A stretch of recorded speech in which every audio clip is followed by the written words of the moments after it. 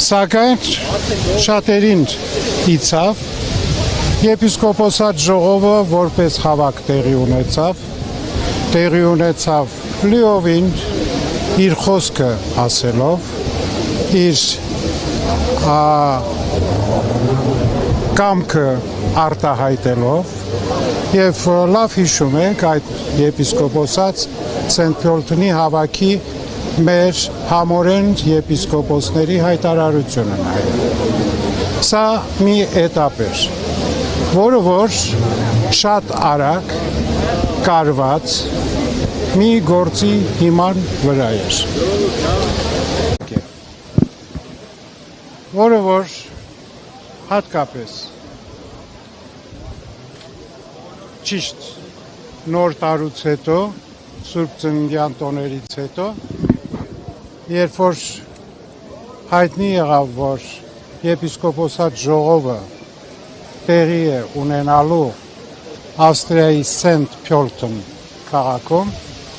բնականաբար ամեն միջոց ձեռնարկվեց այդ եպիսկոպոսատ ժողովը խափանել եւ կարծես թե առիթ եղա, որի համար Գերագույն հոգևոր խորհրդի 6 անդամ եպիսկոպոսների եւ քիչ ավելի ուշ Բեհափար հայրապետի ելքը երկրից արգելվեց։ Սակայն շատերին իցավ, եպիսկոպոսատ ժողովը որպես հավաք տեղի ունեցավ լիովին իր խոսքը ասելով, իր կամքը արտահայտելով եւ լավ հիշում եք այդ եպիսկոպոսած Սենտ Փյոլթոնի հավաքի մեր համորեն եպիսկոպոսների հայտարարությունը նայել։ Սա մի էտապ էր, որը որ շատ արագ կարված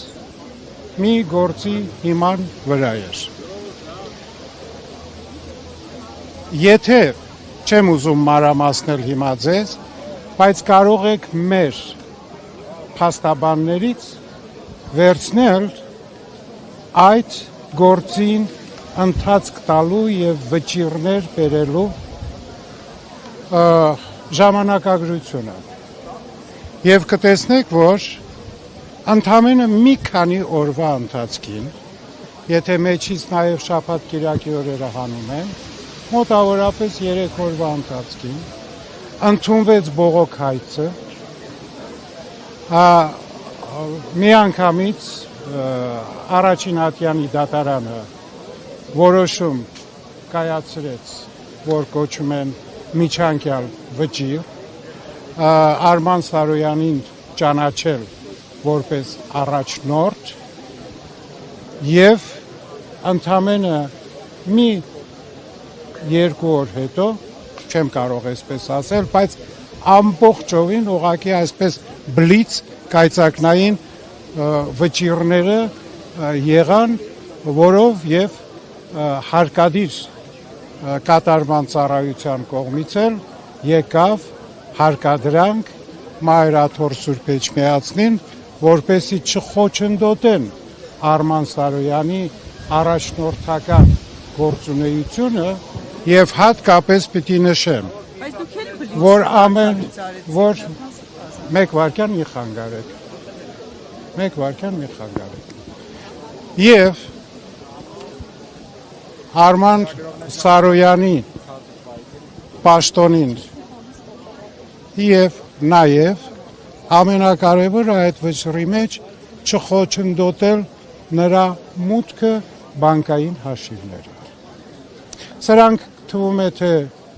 ինչ-որ մանր դետալներ են, մանրամասներ են, բայց մեր փաստաբաններից կարող եք լիովին վերցնել այդ ամբողջ ժամանակագրությունը եւ այդ դատական քայլերը։ Եվ բնականաբար հունվար 27-ին երբ որ Արման Սարոյանը հռչակվեց կարգալույց եւ քանի որ եպիսկոպոսի կարգալույցությունը ոչ թե ինչ որ ձևով քննարկվում է եւ հետո առաջարկը կամ քննության եզրակացությունները ներկայացվում է վեհապար Բայրապետին, ինչպես որ քահանայից եւ այլ կարգապահական հանձնախմբի կողմից, բայց եպիսկոպոսինը անպայմանորեն լինում է եպիսկոպոսների ընդհանուր համաձայնությունը եւ նաեւ քննարկվում է Գերագույն հոգևոր խորհրդի նիստին։ Գերագույն հոգևոր խորհրդի նիստին այդ հարցը քննարկվեց եւ կարծում եմ, որ յուրաքանչյուր անդամ իր քվեի տերն է եւ յուրաքանչյուրի քվեն իր ազատ կամքի արտահայտությունն է։ Եվ այսպիսով ուրեմն այս ձգվեց գրեթե 6 ամիս։ Ուրեմն 2 ամսով հոգևորական Գերագույն հոգևոր խորհրդի անդամները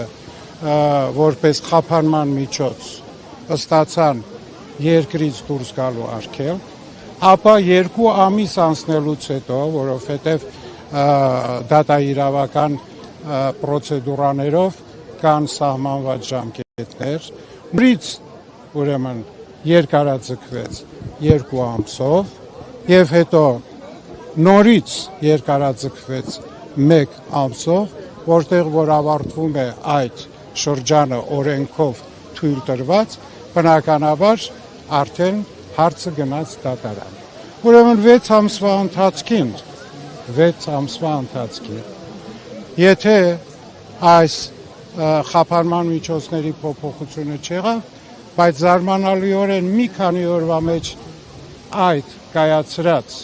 վճիռը, հատկապես որ միջանկյալ վճիռը, մինչև այսօր դատական վերջնական վճիռ չի ստացել, թե արդյոք